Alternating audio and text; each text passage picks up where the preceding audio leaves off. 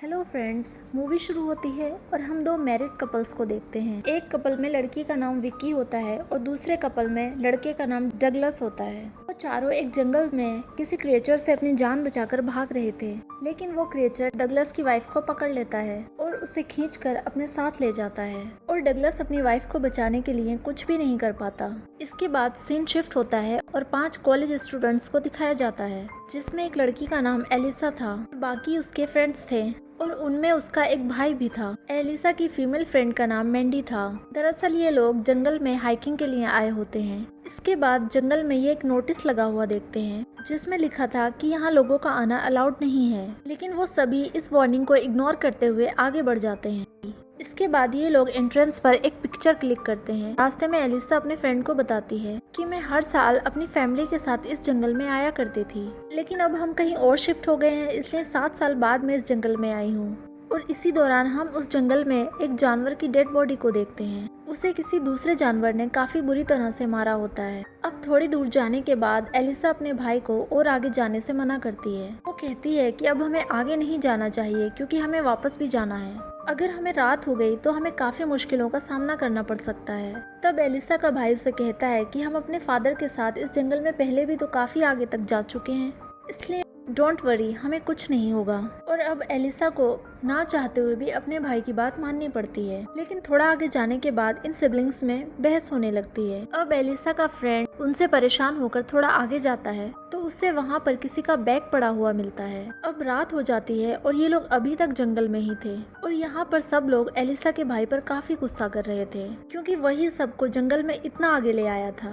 इसके बाद उन्हें उसी लड़की की डेड बॉडी के पार्ट मिलते हैं, जिसे मूवी के स्टार्ट में वो क्रिएचर अपने साथ ले गया था, यानी डगलस की वाइफ। और अब ये उस डेड बॉडी के पार्ट्स को देख रहे होते हैं, तभी उन्हें वहाँ पर किसी क्रिएचर की आवाज सुनाई देती है, जिसे सुनकर ये लोग काफी डर जाते हैं और अपनी गाड़ी की तरफ भागने लगते हैं। लेकिन इससे पहले ये लोग अपनी गाड़ी तक पहुंच पाते, वो क्रिएचर इनके सामने आ जाता है और अब वो इनके पीछे पड़ जाता है। लेकिन लकीली ये लोग उस क्रिएचर से बचते हुए एक जगह पर आकर छुप जाते हैं और उन्हें यहाँ एक केबिन नजर आता है, जिसे देखकर एलिसा का भाई उन सबको उस केबिन में जाने का कहता है और खुद वो दूसरी तरफ जाकर उस क्रिएचर को डिस्ट्रैक्ट करने का कहता है। अब बाकी लोगों के जाते ही जैसे ही एलिसा का भाई उस क्रिएचर को डिस्ट्रैक्ट करने के लिए वहाँ से निकलने लगता है कि तभी वो क्रिएचर उसके सामने खुद आ जाता है और वो एलिसा के भाई पर अटैक करके उसे मार डालता है। इसके बाद ये चारों फ्रेंड्स उस केबिन के अंदर जाने लगते हैं, लेकिन मैंडी अंदर जाने ही वाली होती है कि तभी वो क्रिएचर उसका पाँव पकड़ लेता है, पर ये सब मिलकर उसकी जान बचा लेते हैं। केबिन में आते ही इन्हें वो तीनों सर्वाइवर मिल जाते हैं,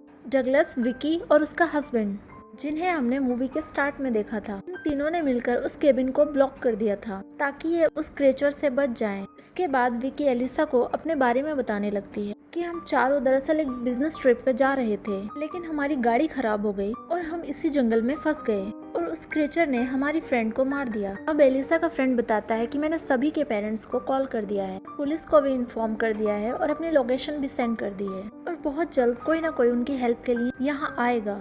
तब डगलस कहता है कि यहाँ कोई भी हमारी हेल्प करने के लिए नहीं आएगा और हमने इस केबिन से निकलने की कोशिश भी की तो वो क्रिएचर हमें मार देगा। इसके बाद ये लोग डोर्स और विंडोज को बहुत अच्छी तरह से बंद कर देते हैं। यहाँ पर एलिसा काफी परेशान होती है, क्योंकि उसे लग रहा था कि वो क्रिएचर यही चाहता है कि सब लोग एक ही जगह पर कैद रहें।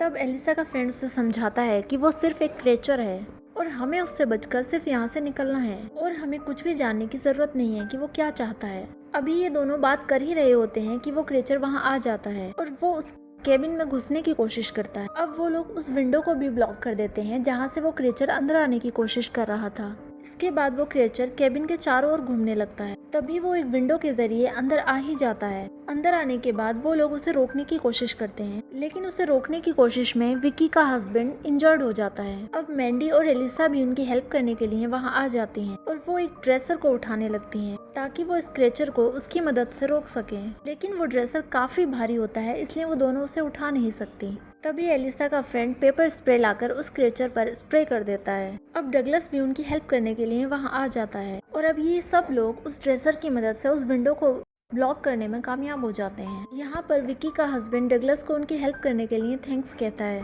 डगलस कहता है कि दरवाजे और विंडो को ब्लॉक करने के लिए हमारे पास और ड्रेसर्स नहीं हैं और न ही हमारे पास टाइम है, इसलिए जितनी जल्दी हो सके हमें इस जगह से निकल जाना चाहिए।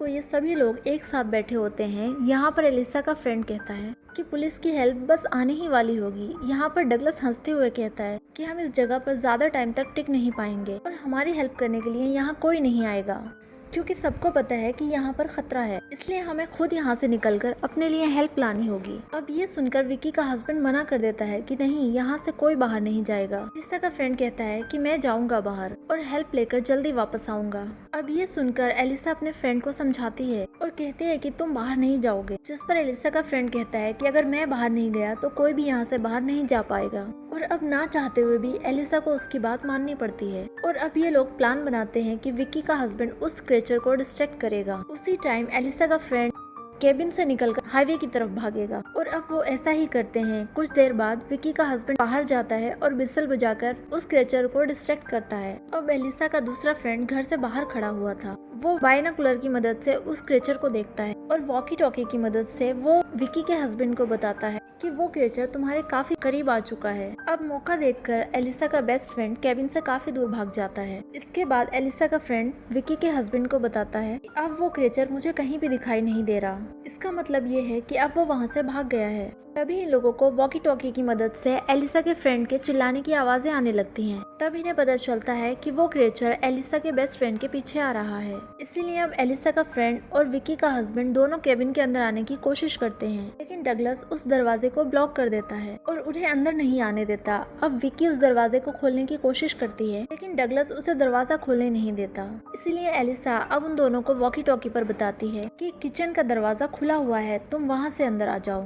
और अब वो दोनों किचन के दरवाजे से अंदर आ जाते हैं और अंदर आते ही विकी का हस्बैंड सबसे पहले डगलस को मारता है, जिससे डगलस बेहोश हो जाता है। और अब जब डगलस की आंख खुलती है तो वो खुद को बंधा हुआ पाता है, क्योंकि अब उन लोगों को डगलस पर बिल्कुल भी भरोसा नहीं था। उसके बाद हम एलिसा को देखते हैं, जो काफी अपसेट लग रही थी क्योंकि उसने अपने भाई और अपने फ्रेंड को खो दिया था। इसलिए वो डिसाइड करती है कि वो इस क्रिएचर को मारकर ही बाहर निकलेगी। अब एलिसा का फ्रेंड भी काफी डरा होता है, क्योंकि वो मरते मरते बचा था और उसे लग रहा था कि वो किसी भी टाइम मर सकता है। इसीलिए मरने से पहले वो मैंडी को सॉरी बोलता है कि मैं तुम्हें चीट कर रहा था। और ये सुनकर मैंडी काफी गुस्सा हो जाती है और तभी वहाँ पर वॉकी टॉकी बजने लगता है, जिसे देखकर सबको लगता है कि शायद वो एलिसा के फ्रेंड की तरफ से भेजा हुआ कोई सिग्नल है।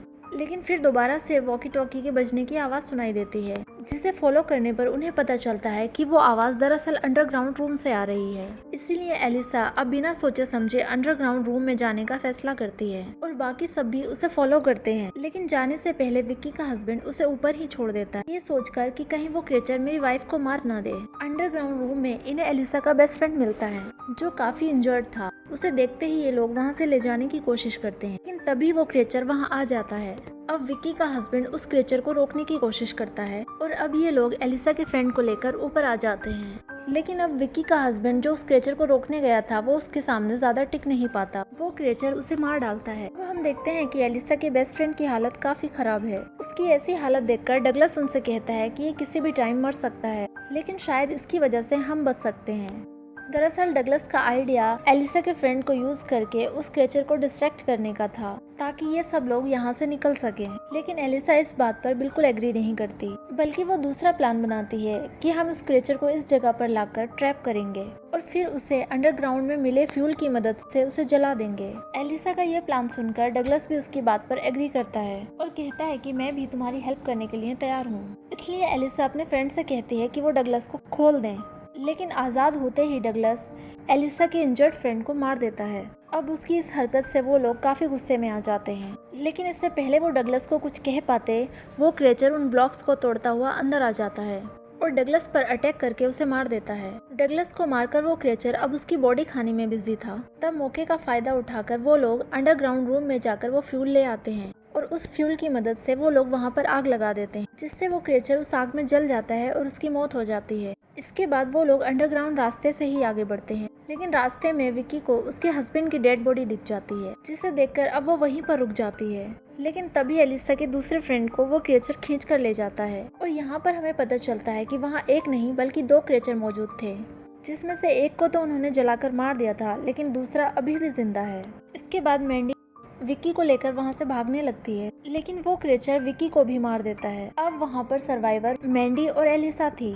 और अब वो दोनों एक साथ वहाँ से भागने लगती हैं। लेकिन बहुत जल्द वो क्रिएचर एलिसा को पकड़कर भी मार डालता है। लेकिन मैंडी किसी तरह बचकर वहाँ से भागने लगती है। आगे जाने के बाद वो अपनी बॉडी पर मिट्टी लगा लेती है ताकि वो क्रिएचर उसे स्मेल करते हुए उसके पीछे ना आ जाए। इसके बाद मैंडी फाइनली गाड़ी के पास पहुँच जाती है। लेकिन जैसे ही वो गाड़ी स्टार्ट करने वाली होती है, वो क्रिएचर वहाँ आकर उस पर भी अटैक कर देता है। लेकिन मैंडी किसी तरह उससे बचते हुए उसे अपनी गाड़ी के नीचे क्रैश कर देती है और वो सही सलामत उस जंगल से बाहर निकल आती है। और तभी हम उस क्रिएचर की डेड बॉडी के पास एक दूसरे क्रिएचर को देखते हैं। इसका मतलब उस जंगल में सिर्फ 2 क्रिएचर नहीं थे, बल्कि और भी क्रिएचर मौजूद थे। और इसी के साथ ये शानदार मूवी यहीं पर एंड हो जाती है।